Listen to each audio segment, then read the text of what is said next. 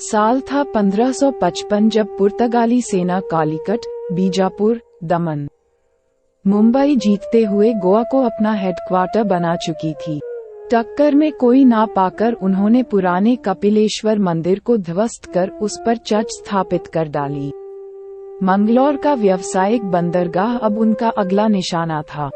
उनकी बदकिस्मती थी कि वहां से सिर्फ 14 किलोमीटर पर उल्लाल राज्य था, जहां की शासक थी 30 साल की रानी अबका चौटा अबाका चावटा। पुर्तगालियों ने रानी को हल्के में लेते हुए केवल कुछ सैनिक उसे पकड़ने भेजा, लेकिन उनमें से कोई वापस नहीं लौटा। क्रोधित पुर्तगालियों ने अब एडमिरल डॉम अल्वेरो डा सिल्वीरा, डॉम अल्वारो डा सल्वेरा के नेतृत्व में एक बड़ी सेना भेजी। शीघ्र ही जख्मी एडमिरल खाली हाथ वापस आ गया। इसके बाद पुर्तगालियों की तीसरी कोशिश भी बेकार साबित हुई। चौथी बार में पुर्तगाल सेना ने मंगलौर बंदरगाह जीत लिया। सोच थी कि यहाँ से रानी का किला जीतना आसान होगा, और फिर उन्होंने यही किया। जनरल जाओ पिक्सिटो जोआओ पिसोटो बड़ी सेना के साथ उल्लाल जीतकर रानी को पकड़ने निकला। लेकिन ये क्या, किला खाली था और रानी का कहीं अता पता भी ना था।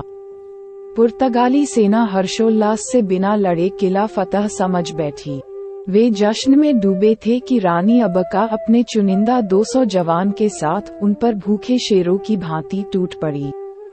बिना लड़े जनरल व अधिकतर पुर्तगाली मारे गए, बाकी ने आत्मसमर्पण कर दिया। उसी रात रानी अबका ने मंगलौर पोर्ट पर हमला कर दिया, जिसमें उसने पुर्तगाली चीफ को मारकर पोर्ट को मुक्त करा लिया। कालीकट के राजा के जनरल ने रानी अब्बक्का की ओर से लड़ाई लड़ी और मैंगलुरु में पुर्तगालियों का किला तबाह कर दिया। लेकिन वहां से लौटते वक्त जनरल पुर्तगालियों के हाथों मारे गए। अब आप अंत जानने में उत्सुक होंगे। रानी अबका के देशद्रोही पति लक्ष्मप्पा ने पुर्तगालियों से धन लेकर उसे पकड़वा दिया और जेल में रानी विद्रोह के दौरान मारी गई। क्या आपने इस वीर रानी अबका चौटा के बारे में पहले कभी सुना या पढ़ा है? इस रानी के बारे में जो 4 दशकों तक विदेशी आतताइयों से वीरता के साथ लड़ती रही। हमारी पाठ्य पुस्तकें चुप हैं। अगर यही रानी अबका यूरोप या अमेरिका में पैदा हुई होती तो उस पर पूरी की पूरी किताबें लिखी गई होती है। आज भी रानी अब्बक्का चौटा की याद में उनके नगर उल्लाल में उत्सव मनाया जाता है और इस वीर रानी अब्बक्का उत्सव में प्रतिष्ठित महिलाओं को वीर रानी अब्बक्का प्रशस्ति पुरस्कार से नवाजा जाता है। इस कहानी से 2 बातें साफ हैं। हमें हमारे गौरवपूर्ण इतिहास से जानबूझकर वंचित रखा गया है। रानी अबका चौटा के बारे में कुछ लोग तो शायद पहली बार ही ये सुन रहे होंगे। ये हमारी 1000 साल की दास्तां अपने ही देशवासियों वितरघातियों के विश्वासघात का नतीजा है।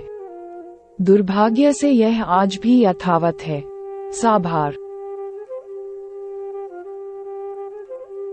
इसी प्रकार की और वीडियो व महत्वपूर्ण ऐतिहासिक जानकारी के लिए विश्व मौर्य परिषद का आधिकारिक YouTube चैनल को अभी सब्सक्राइब करें और बेल आइकन को ऑल पर सेलेक्ट करें और वीडियो का नोटिफिकेशन सबसे पहले प्राप्त करें।